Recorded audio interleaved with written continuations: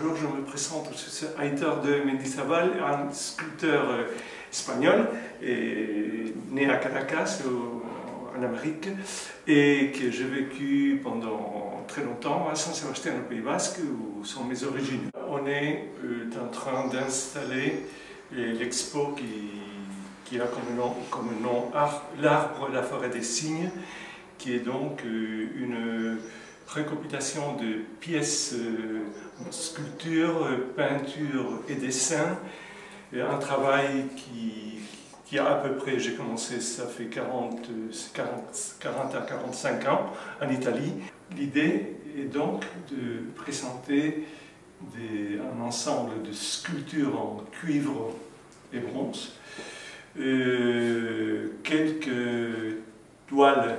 de grands formats, donc on a deux grandes toiles de 4,5 mètres par 2,5 mètres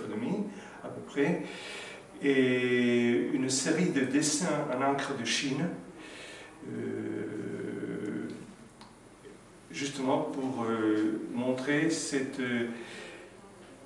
transmutation des dessins de l'arbre dans mon travail, c'est-à-dire ce n'est pas la présentation des arbres tels qu'ils sont, mais malheureusement tels qu'ils vont devenir, vu qu'en ce moment il y a une transformation génétique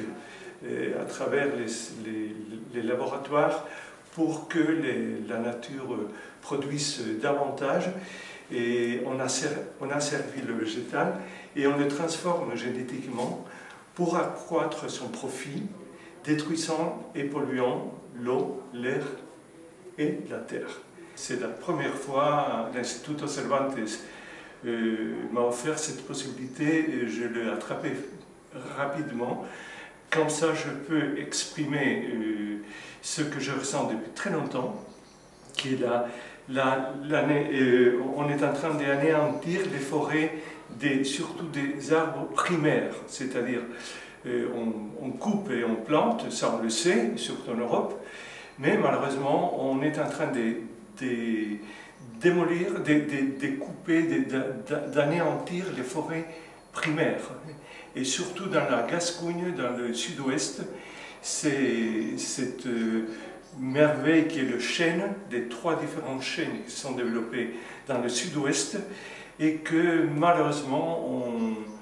on coupe ces forêts qui prennent